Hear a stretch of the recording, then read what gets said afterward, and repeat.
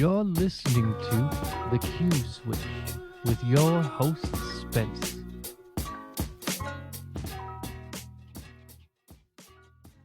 Welcome one and all to the Q Switch Conversations podcast. I'm your host, Spence, and the mission of this show is to tackle subjects currently impacting ophthalmology, where we invite the innovators, thought leaders, and forward thinkers shaping the field of ophthalmology to discuss their unique perspectives. Let's jump right in. They say it takes vision to build a great eye practice, but in Chico, California, it takes a bit more.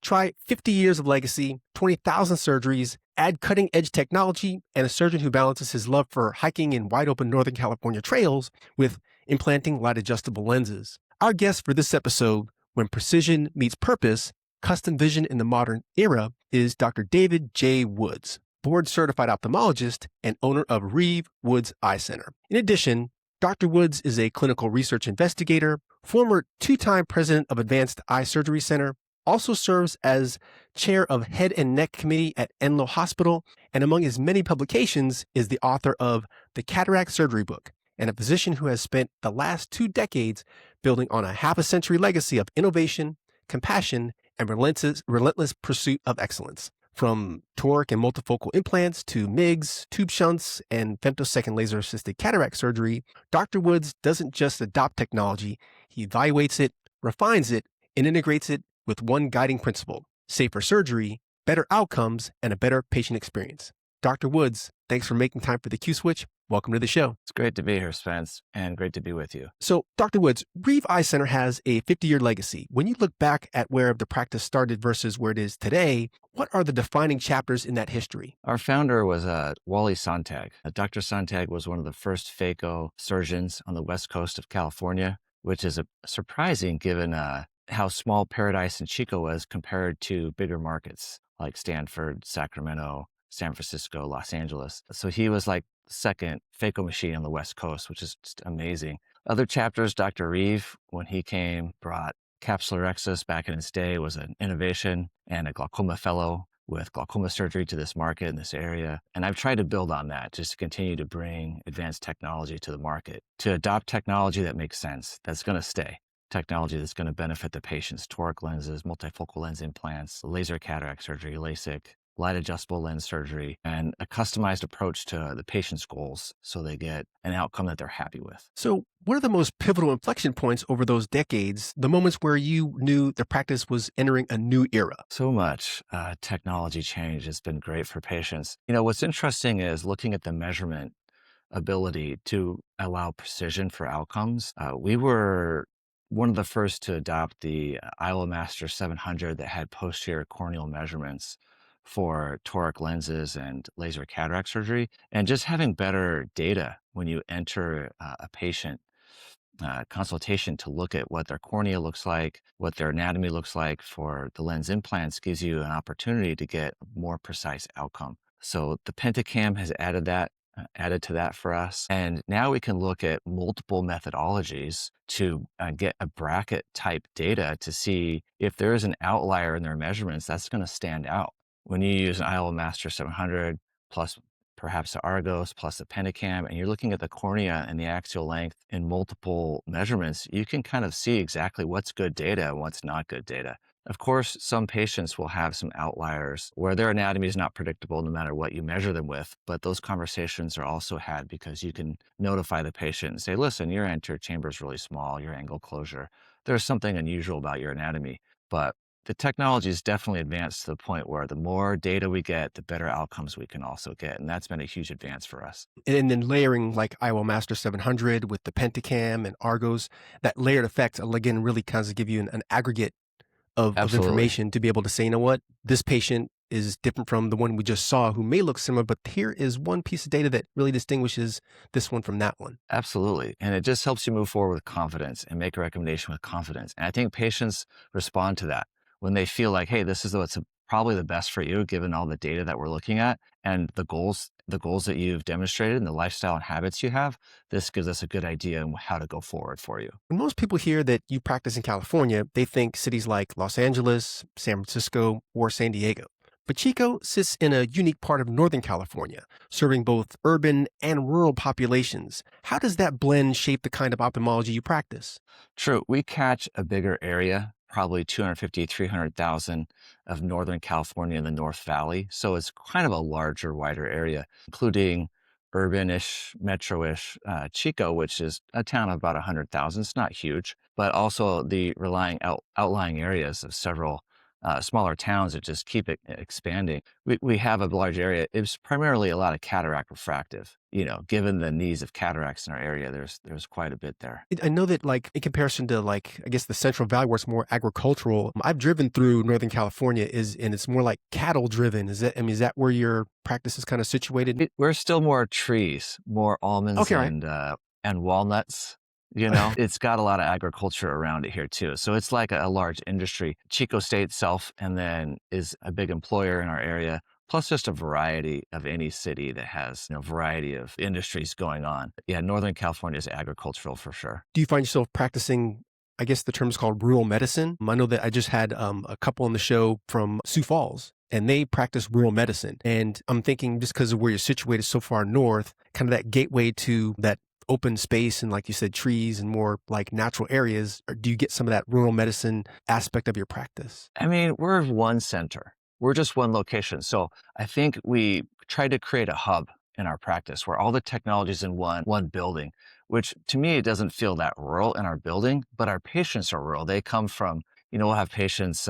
We have patients fly in from Alaska, Tennessee, Southern Wow. Cal. They do come from a wide area. So, but then, they drive within 100 miles, 50 miles. That's pretty routine. So what are some of the unique challenges and maybe unexpected advantages of caring for such a wide spectrum of patients who come from such distant areas as well as local? I mean, the patients are great. They're super nice. They're appreciative to get a good quality care experience, quality technology, and a great outcome. So, I mean, it's enjoyable no matter what the patients need and come for. We do quite a bit of glaucoma surgery too. And I think, in terms of challenges, caring for a postoperative glaucoma patient who's had a filtering procedure like a tube shunt or a Zen stent or something like that does require more repetitive visits. So I think the logistics on their end are a little bit more, they're going to have to find a way to stick in the area for a while. But we'll still do everything we can to have a great outcome for them. Your career clearly reflects a pattern of early adoption: femtosecond assisted laser cataract surgery, light adjustable lens, MIGS, you mentioned just a moment ago, tube shunts, and much more. How do you decide which technologies are worth investing in? That's a great question. I think the benefits of recovery are a clear delineator. When a patient has a quicker recovery and they have a better outcome, then we know that our patients are going to respond well. We moved into the light adjustable lens knowing that there was a segment of the population that just wasn't being served as well. And that for us, primarily the driver for us was the post-LASIK patients. We weren't seeing it quite the precision we'd hoped to see, in a multifocal lens implant. And of course, these are patients who went and had LASIK for a reason. They did not want glasses, right? And so it's time for their cataract surgery. And if the light adjustable lens is out there and I'm referring patients to another practice to get a light adjustable lens, it only made sense for us to move into that space. But we were pretty excited for the opportunity to work with RxSight and do several clinical trials. Nice. With RxSight when we adopted the light adjustable lens in 2022 and 2021. So it's been great, a great experience for us. The multifocal lens has also been, advantageous. We look at the patient's personalities and what's going to get them happy. And if we have a technology that's going to serve them, great. If we feel like they're going to have some hesitancy or regrets, then that's an opportunity for us to look around and say, okay, what else is there that's going to help this patient be as satisfied as possible? So where do you see technologies like artificial intelligence fitting into ophthalmology, particularly around surgical planning, diagnostics, safety metrics, and patient communication? In a year or two, we're going to be shocked. I think we're all going to be shocked. I think it's going to change. I think it's going to change everything. Really? Well, if you look at the workflows and how they're set up, it's all manual. Mm-hmm. For the first time in the history of the world, we have the opportunity to set up workflows with an AI arbitrator, so to speak. Mm-hmm. It's going to completely change workflows. Everyone I've been talking to, the technology stack's just changing so quickly with basically, I'm concerned about, is it going to do surgery and take over? I mean, seriously, it's going to be really good. Wow, space age, futuristic stuff you're talking about there. A robot doing cataract surgery? Come on now. Well, we've already seen Dr. Devgan did operator-controlled cataract surgery using a robot. So that's been performed. But when it's AI-controlled cataract surgery, that's the next level, right? Because then we are obsolete, so to speak. But at the same time, it's the patient that's going to demand what happens next. And I think the AI performance on the outcomes could be really, really good.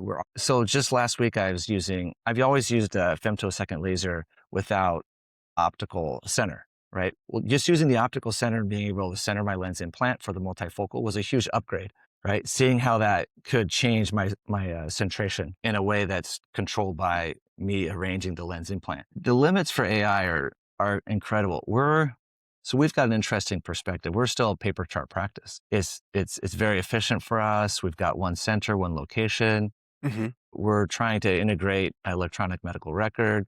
The ability to make the adjustments we need manually, it's not so easy, right? And it's already been optimized through other manual optimizations, but doesn't fit our flow.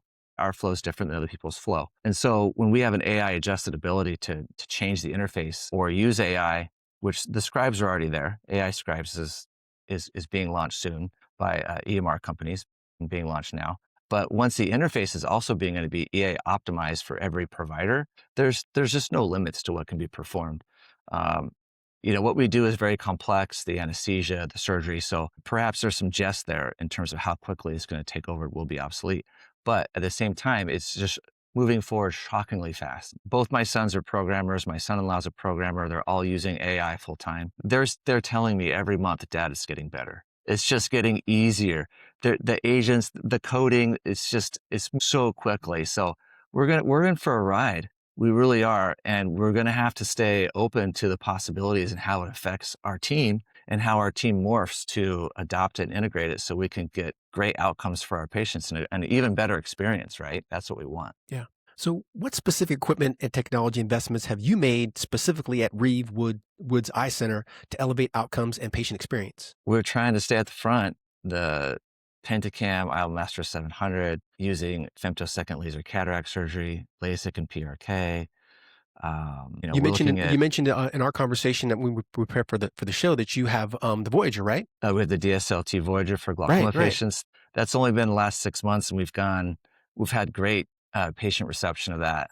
Mm-hmm. It's been wonderful. Pretty much a 3-second laser treatment for glaucoma that has a two-thirds chance of lowering the pressure by 5 points for the first year and can last up to 6 or 7 years is a huge benefit for our patients. Almost certainly. So there's a lot of adoption for that. Patients respond, well, why wouldn't I, right? Even if I'm on drops, it helps lower my risk. And risk reduction is everything for glaucoma patients. We all want lower risk. And so it protects them for the future. So it's been very positive, very beneficial for our patients. You implemented toric lenses, multifocal lenses, we mentioned LAL, and other complex cataract solutions. When you're sitting with a cataract patient, how do you determine the right advanced technology IOL for that individual? What's your goals? What do you want out of this? Do you want to get glasses free? Do you want excellent distance vision, driving vision, night vision? What's your past? Are you used to monovision? Are you used to readers only? Are you used to glasses for distance only? So they have to make decisions, and our job is to push information their way. Here are some good options for you to consider, because you could have the same patient, same background, same information coming at them, and they will reflect differently on the information and make a different choice. So we try and present the information in such a way that they can really digest it and go forward with the choice that's best for them. I don't think anyone's 100% at achieving that, but if we can strive for 100%, I think we get the best opportunity for the patient to be happy and be satisfied with their vision, which is everything. So, I came from the Alcon world. I was with them for the better part of 14 years. And so when I first started with Alcon, there were a couple of players, J&J, B&L, Alcon, with, pretty fixed set of lenses. Well, since then, fast forward to now, there are so many options, both for multifocal, the full range of vision, the EDOFs, there's just all these different range. How do you take all that lens confusion, almost like overwhelming, to really narrow it down to the ones that you think are the best options for your patient so that you as a surgeon aren't overwhelmed, and also allow the patient to make a better, more informed decision without being totally just hit up the side of the head with all these different options? So our approach is ours, right? Everyone's going to have a different approach to this, but our approach is unique in that we just give them all the information at once. We have a big menu. It's like going to a restaurant. Right? We show them everything. Say, here's all the different, and we put the words with pictures. When they see a picture of a lens implant, they're like, okay, I'm talking about this one right now. They don't have to learn a new word. They can associate the meaning with a picture that's attached to the word, right? So they'll see multifocal vividity, multifocal panoptics, you know, eye enhance with a laser, right? So we're pushing that information in their direction so they can kind of get a choice. Customize what are the benefits of laser cataract surgery in 4 bullets, right? They can kind of understand it's going to do these 4 things for them. And so that way, so that's the initial approach, is just give them information. The second approach is, what is your goal? Because once they reflect on that, like, well, this is overwhelming, I can't decide, then we can look at the menu together and say, okay, well, you know, if you don't mind some night glare and halos, I think a Panoptix multifocal lens will get you what you want, which is to be glasses free, which is a huge attraction to a lot of people, but we're upfront with the downside. There's 15% of patients that complain of night glare and halos. So being upfront about that, I think, gives them an opportunity to reflect themselves. Say, you know what, maybe I should go with something where I can not have that 15% risk, even though there's 85% of patients that night drive fine. So those conversations are fun, and having them all day, every day is kind of what we do. So those conversations, when you have them, have to be open, honest, and transparent. And you've been known to start that cataract conversation by asking, what would you give up about your vision? Where did that come from? And how does that reshape the conversation compared to simply asking what they want? That's a great question. So, you know, if patients have any regret, it's a lot of times that they didn't realize that they were going to lose something. Mm-hmm. And so by asking them up front, hey, do you want to give up the vision you have? Do you want to give up your near vision? Gives them an opportunity to say, what do you mean? It didn't even dawn on me that if I go for distance, I'm going to lose my near if I don't do a multifocal or some kind of, extended depth of focus lens implant. Having that conversation, presenting that question up front, just gives them opportunity to be like, well, no, I don't want to give up my near vision, but I do want distance. Okay, well, now we're talking multifocality. Mm-hmm. We're talking a multifocal lens implant. So it gives them opportunity to discuss the pros and cons of that implant and perhaps move forward in that direction or redirect based on how they feel. What I love about that question is it brings the reality up front and center. And patients have to because patients, I don't think, realize out the gate that it's a trade-off. You'll get this, but you may lose this. And again, there's these trade-offs that take place, and let's walk through that together. What do you want to give up, if anything? And if you wanted the full spectrum of vision, we can do that too. But that comes with this, that, and the other, whether it's laser assisted or a panoptic, some upgraded lens. But again, it starts the conversation from jump on solid footing where both you and the patient are understanding each other, not talking past each other, and nothing is missed. That's right. And your vision is so personal to you, Mm-hmm. right? Because their habits are ingrained in their vision, and their confidence, their mojo in life, right, is ingrained in how well they see and how well they can perform. You know, we do high performance golfers and athletes and young people. And, you know, now we're getting more 50-year-olds coming in wanting a refractive lens exchange. What does that mean? Mm-hmm. You know, well, let's just do your non-dominant eye. Let's see how that goes. Let's see how you tolerate the glare and halos if you really want that full. And for a 50-year-old, there's a little bit more adaptation than perhaps somebody over 65, you know, and getting used to the vision. So you've performed over 20,000 procedures. How has your definition of success evolved over time from the technical execution to patient lifestyle out? I mean, you hit me where it counts, right? Like, I care if they're happy, right? If they're not happy, then technically it might have been perfect, but that's not what we want. We want the patient to be satisfied. We want them to tell their friends and family, you know, I had a great experience, I had a great outcome. I would definitely recommend Reeve Woods Eye Center and Dr. Woods and Dr. Hastings, that they do a great job. They do great surgery. So that it's a high bar for success for us, but I think that bar makes it worthwhile because if you look at the purpose of life, the meaning of life, it's way beyond providing. At this point, there's meaning. I think we get hope and attachment and encouragement and joy from each other. But that takes investment, right? So sometimes we overinvest. Sometimes we buy technology like this didn't help us, but we're trying to find out, right? We're trying to lead. So I think that's the benefit there. You've led surgery centers and hospital committees. What would you describe as your leadership style, especially in building culture within your practice? That is a fair question. I think I lead by example. I think, I'm pretty dedicated. I think I have a high bar and high expectation for, a patient first mentality in terms of like the investments of technology and where we're going. Kind of caught me off guard there on my leadership style, but definitely I've been called strong-minded, strong-willed, type A. Those things probably all apply. I delegate a lot. You know, we have great people. The best leaders do, and the best leaders delegate a know how lot. to. We've got a great team. I've got administrators with our practice for 30 years. Camlin, she's amazing. We have a billing team and techs and front desk been with us 15, 20 years. They're just amazing. Our surgery center just hit 20 years together as a team. And I think we're meshing a lot of strong-minded personalities in terms of getting a surgery center to function well. And then everyone kind of gets something that they can use for their needs. Personally, I just love the equipment I get. I'm pretty particular about my equipment. I love the Alcon Centurion, and I would love to get my hands on the Unity, wink, wink to Alcon, but Nice. we'd love to use the best tech. That's what we're excited about. Reeve Woods Eye Center emphasizes mentorship and continuous learning. How do you intentionally create an environment that drives both employee satisfaction and better patient care? I think there's a rhythm you have to hit.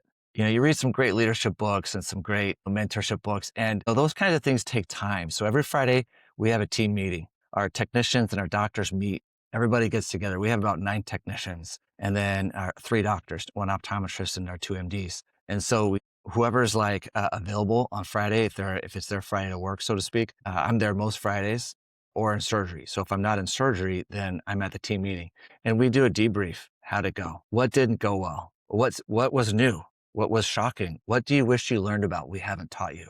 And so we debrief that week, and we try and go through what needs they have. And then we say, okay, how did we do? How did we do as a team? What could we have done better? And what tips are out there? Like, what did you see that could help me or another person? And so by sharing, we're breaking down walls and silos, and we're getting that information so the whole team's marching and functioning better, right? And that's the first step you have to take if your team's not performing, is you have to huddle. And you get everybody together and you say, how's everybody doing? First of all, let's become a team. Let's care about each other. And once we care about each other, then the other stuff just becomes natural. And we don't focus on the problems necessarily. We focus on the solutions. What do we need to do better? In terms of, what do you know that I don't know? And let's share the solutions. Because as more solutions and more solutions emerge, then all of a sudden the problems just go away. And you're focusing on problems you didn't even know you could tackle before that. What I like about having the weekly, meetings, it builds team chemistry. And I know I've played sports all my life and been on different teams, even in the corporate world. And there's just so much to that. I think that when you have that team chemistry, everyone kind of can finish each other's sentences. And I think that elevates performance and translates into better patient care. Would you agree? Absolutely. And we're always onboarding somebody, right? There's always a new person. And that person always they don't want to talk. Right? They're a little intimidated, the vocabulary, the new words, right? They don't know what the words mean. And so when we focus on them in that team meeting, all of a sudden they're like, it clicks, right? They're part of the team, right? What can we do for you to help you? What did you see?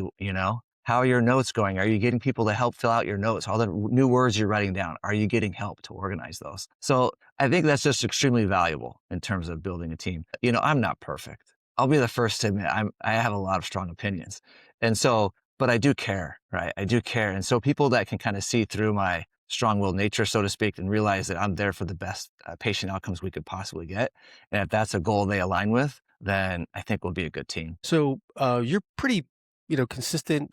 Venture to say somewhat prolific on LinkedIn. How has your online presence, your website, educational content, visibility impacted the growth and perception of your practice? I think it's been positive. When we do something, I used to do all that stuff. For 15 years, I did all the marketing just because our advertising budget was really small. So I just did it all, right? Yeah, I managed the Facebook ads.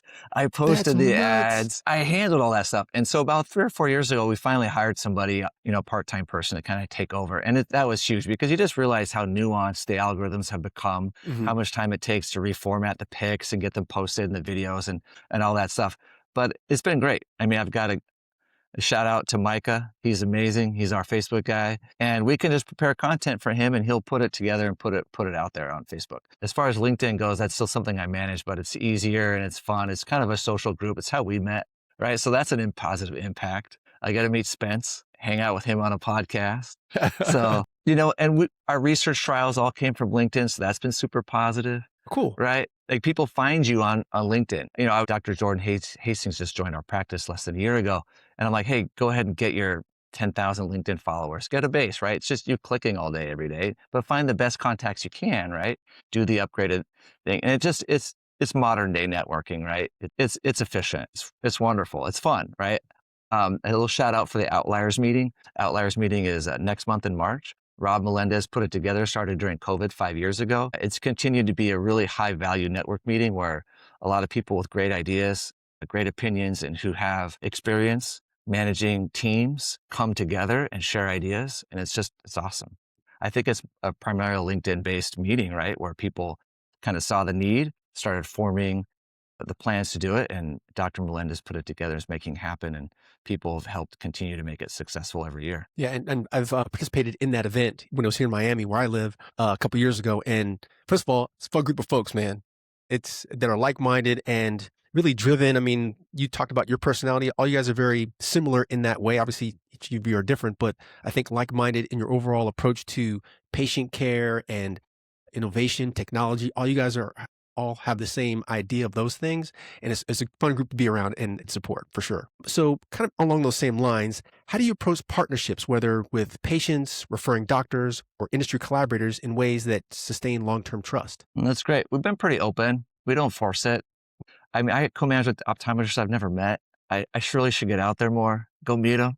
I think that they like the product, right? They like that patients usually come back very, very happy, and they get a customized surgery. So we're very open to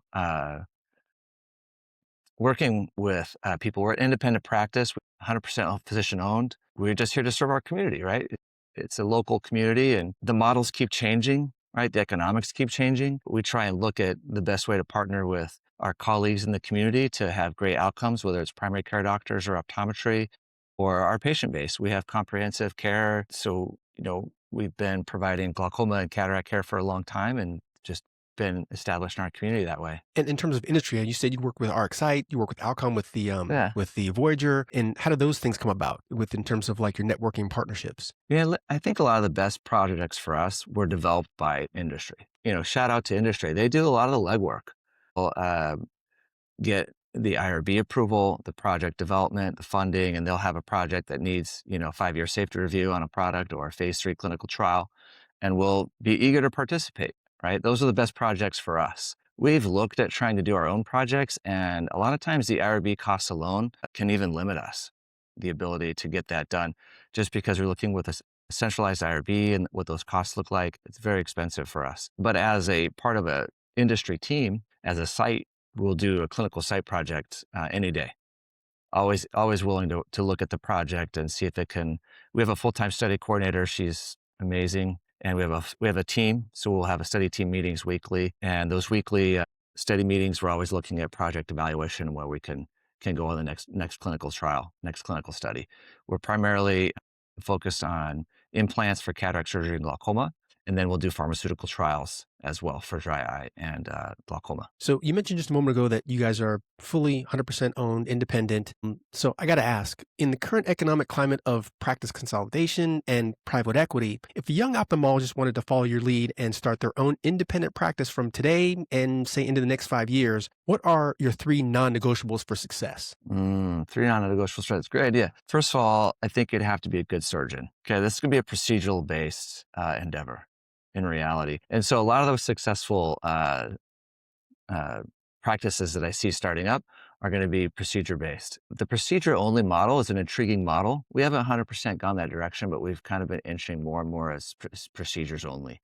We're definitely not that way now. We're a high-volume clinic, and we're procedures too. So, so the non-negotiables would be procedure-only is number 1. Number 2, I would say mid-size or larger market. And that's debatable, but I think that the bigger the market, I think the better your chance of success for procedure only. It's just the way it is. The smaller the market, the more comp you're going to be doing too. So we do half and half. So we do a nice variety, which is great. Number 3, I think you're going to have to love what you do. Not just as a job, not just as a work. I think this is a mission in a lot of ways. You're looking out for people and their safety of their outcomes. So when you're, looking at it, doing all those projects that it takes to keep your practice advanced, efficient, productive, profitable, happy team, you're retaining the key people you need on your team, you're going to be doing more than just 9 to 5. Let me just put it that way. So I think you're going to be mission-based. This is something that you're going to die glad that you did, right? Let's see. Number 4, you care about sight. Like sight has to matter for you. That someone can see 20/20 and they're related, and every time it happens, it gives you a little dopamine kick, right? A little fix. You're just like, that's awesome. That's fantastic. I'm so happy they're happy, right? So that's number 4. And then number 5, your family's got to be on. right? Your family's got to be on board. That's not something that has ever been introduced, but it's an absolute fact. I mean, those It's are a people fact. that are like, That's right. I mean, that are there along for the ride, whether they want to or not. They're there. We just hit 30 years married. Congratulations. Alice and I were just super happy. We've got our senior in high school, 2 in college, 1 out of college. They know dad loves his work, but they've also ridden the ride with me, right? They saw all the ups and downs, and none of them went into ophthalmology. And I didn't tell them they should, or, I was like, if you want to do it because you love it, do it. If you're doing it for me, don't do it. Do what you're going to do because you love what you're doing. And if it's sight, awesome. Like the mission of sight it's just amazing. I get to meet people like you, people that care about vision as much as I do. And I think that's part of the fun, right? Is you get to meet this community, this global community of eye care providers that love sight. And it's a great mission. I've loved it. Well said. So before we wrap up, when you're not in the OR or analyzing outcomes, you're out hiking wide open Northern California trails. How does that time outdoors, away from the pace of the practice, influence your perspective, mindset, and how you lead and make decisions? Well, my theory is whatever your hobbies are is what you don't get at work, right? So what I don't get, I'm solving problems pretty much all day, every day with people indoors. So when I go on a hike, it's the exact opposite. I've got my camera, I've got my hands-free, Meta glasses, taking pictures, my iPhone, and I'm just trying to capture those moments of beauty outdoors. And if I'm with 1, 2, 3 other people, even better, right? It's achievement-based, it's social-based. I love to get on top of a mountain. I just love to go do new things outdoors in new locations because to me, that's part of the adventure, is to go see and learn and feel new things, and particularly in nature. And if we can get some good physical exercise and cardio and good food and healthy food and take care of our minds and bodies at the same time and refresh our spirits and feel great, it's something I look forward to all the time. So I look forward to more of that in the future as well. Well, I think it's a great balance, man. I also, love being away from the day to day. I take 1 day a week just for myself. I'm here in Miami, so we don't have the gorgeous mountains that you guys have there in Northern California. But I certainly get out to some of the nature trails away from traffic and people. And I run a 5K every Sunday, and that's just for me. And it kind of gives me that balance, sets my week. And it's those kinds of things that really just, I can be selfish in that moment. And it sounds like there's a very similar aspect to you getting outside as well. And it's a good thing. And it's just to anybody, find something that is just for you, whether it's, riding a bike, going on a trail, something anti whatever it is you do on a daily. Because as Dr. Woods has said, it's a great balance and it's just makes you feel good. That's right. Cool. That's awesome, Spence. So, Dr. Woods, this has been an outstanding conversation, so I want to thank you for your time. From continuing to build on a 50-year legacy in Chico to 20,000 surgeries and counting, from innovation in ATIOLs and glaucoma surgery to thoughtful leadership and culture building. Your career truly reflects what modern ophthalmology can look like when it's driven by both science and humanity. Thank you for sharing not just your expertise, but your philosophy on safety, customization, innovation, and building something that lasts. For our listeners, if you'd like to connect with Dr. Woods, learn more about Reeve Woods Eye Center, or follow his work, Dr. Woods, where can the audience reach you by email, and which social media platforms should they follow you on? Well, you can reach me at davewoods123@hotmail.com. Shout out to Hotmail. I'm a long holdout. I was like, Hotmail, that's old school. Let's go. And then you can go to reevewoods.com or just look us up online and call our office, schedule a consultation. And then, of course, you're on LinkedIn, as we mentioned before, right? Absolutely. You can message me on LinkedIn as well. Awesome. So if today's episode sparked something in you, whether it's elevating your cataract and glaucoma outcomes, investing in advanced technology like AI and next generation ATIOLs, building a culture-driven practice with real staying power, or simply rethinking how you customize vision for patients, reach out to Dr. Woods and keep the conversation going. To my dedicated audience, you know that the Q-Switch Conversations podcast is my way of giving back to an eye care industry and community that's shaped my career, my perspective, and my passion for what we do.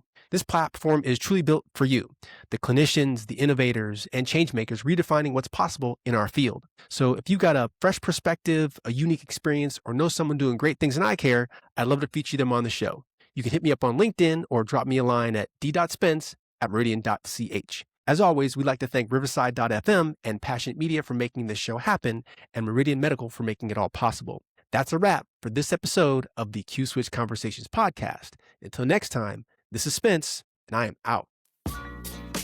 You're listening to The Q-Switch with your host, Spence.